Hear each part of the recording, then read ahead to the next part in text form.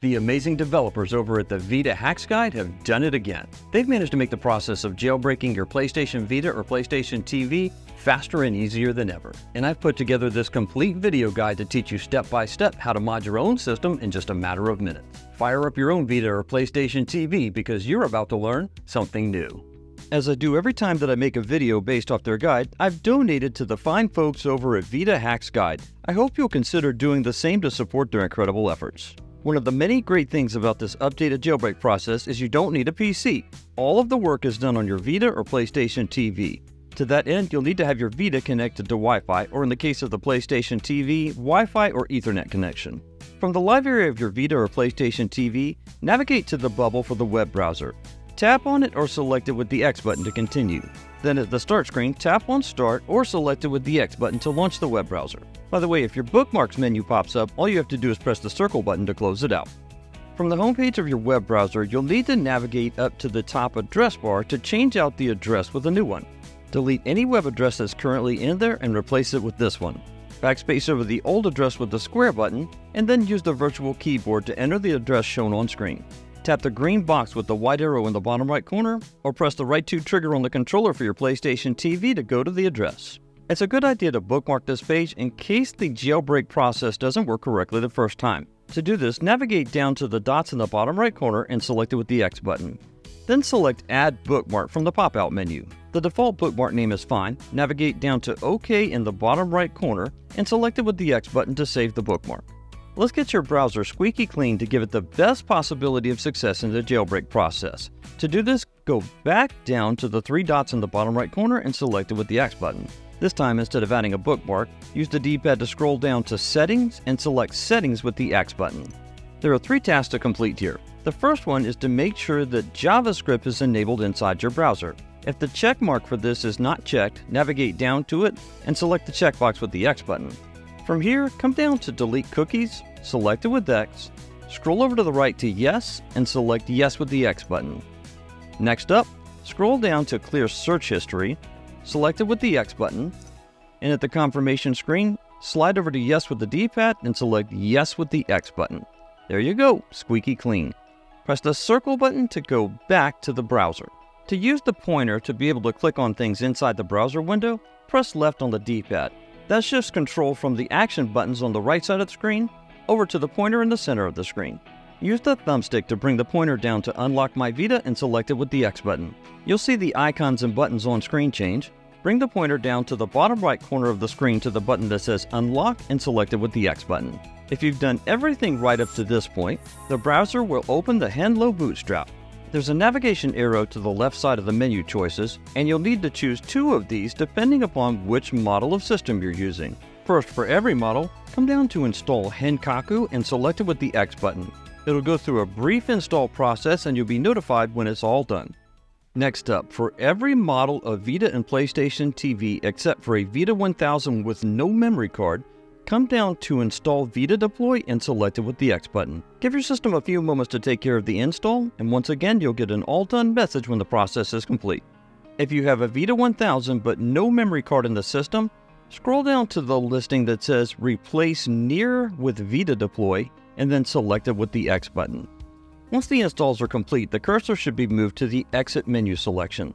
Select it with the X button to exit Hello and be taken back to the live area of your device. You see what I mean? It's crazy how easy this is, but it gets even better. Check this out. Now that you've got 𝐘𝐿 up and running on your system, you'll need to enable its powers to run Homebrew. Come down to the Settings bubble in the live area and tap on it or select it with X. Then tap on Start or select it with X to launch Settings. Inside the Settings main menu, you'll see a listing for 𝐘𝐿 settings. Select it with the X button. To enable Homebrew, scroll down 1 listing and mark the checkbox which is currently empty by pressing the X button to add a check here. To lock in this change, press the circle button to go back to the main menu of settings. Then press the PlayStation button on your device or controller, then swipe from the right corner down or press and hold the circle button to go back to the live area. Let's dig into Vita Deploy for the first time. Come over to the bubble in the live area for Vita Deploy, tap on it or select it with X, then tap on Start or select it with X to launch it. From the main menu of Vita Deploy, you'll see a listing about halfway down the screen that says Install a different OS. Navigate down to it and select it with the X button. The very first listing in this submenu says quick 3.65 install, select it with the X button. This process downloads two things automatically, an updater and an update package. Quick note here, the update package is actually downloaded in two separate parts. Once everything is downloaded and extracted, you'll be taken to the Medoro main menu. You'll be asked if you want to downgrade from the current system software to version 3.65. You do, press the X button to continue. The system will pause for 20 seconds to give you a moment to read this admonition. And let me just take a moment to say, you don't get to use cool words like admonition very often, so always work them in when you can. After the 20 seconds is up, you'll see a message pop up on screen asking you to press the X button to accept and complete the install. Press the X button to continue. What happens next is that your system will go through the routine system software update process. It looks exactly the same as though you were installing any official system software. Once it's done, your system will restart and you'll be taken back to the live area of your device. The good news here is you don't have to go back to the web browser to reactivate 𝐘𝐿 because it's already up and running on your system. Pretty cool, huh? Head back over to the Vita Deploy bubble in the live area, tap on it or select it with X, and then tap on Start or select it with X to go back into Vita Deploy. From the main menu of Vita Deploy and right underneath the listing for Install a Different OS, there's a menu selection here called App Downloader. Scroll down to it and select App Downloader with the X button. There are a number of great applications here, but the one you're specifically interested in is called the ITLS installer. Use the D-pad to scroll down through the list of choices until you see ITLS installer. Tap on the empty checkbox or select it with the X button to mark it. Scroll back up to the top of the menu to the listing that says Download the selected apps and select it with the X button. Give your system a moment to complete the download process. Once it's done, press the PlayStation button on your device or controller, then swipe from the right corner down or press and hold circle to go back to the live area. You'll see a new bubble here called ITLS.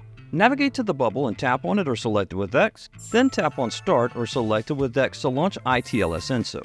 From the main menu, you'll see a menu selection right at the top already highlighted with the arrow that says Install the full ITLS package. Select that with the X button.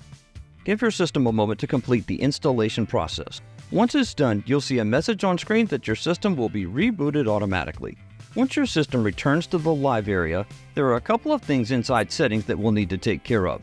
Navigate down to Settings in the live area, then tap on the bubble or select it with the X button. Once you're inside Settings, tap on Start or select it with the X button to launch Settings. You've done some fine work at this point to make sure the custom firmware is installed on your system. Let's make sure future updates don't change that. From inside the System Settings menu, scroll down to the listing for System and select it with the X button. Right underneath System Information, you'll see a menu listing here that says Auto Start Settings. Scroll down to it and select it with the X button. The very first listing here says Download Update File for System Software. Uncheck this box by tapping on it or selecting it with the X button.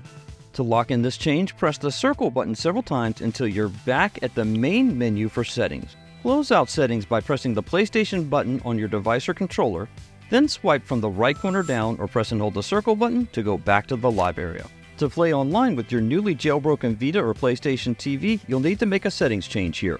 Go right back into the Settings application by tapping on the bubble or selecting with X, then tap on Start or select it with X to go back into Settings. From the main menu of Settings, navigate to 𝐘𝐿 Settings and select it with the X button. The checkbox for Enable Version Spoofing is probably already checked, but if it's not, go ahead and tap on the box or select it with the X button to make sure this is enabled.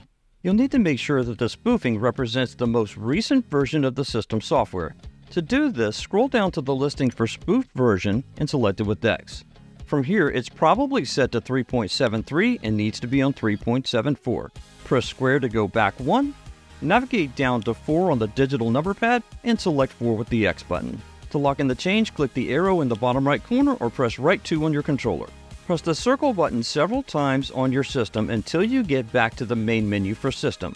Then from there, press the PlayStation button, then swipe from the right corner down or press and hold the circle button to go back to the live area. It's great that you've got your system jailbroken, but there's still one major problem. There's nothing fun to do with it yet. Come on, let's fix that together. One of the most satisfying things you can do with your Vita is get it using microSD cards. This video shown on screen and linked in the description and pinned comment will show you how.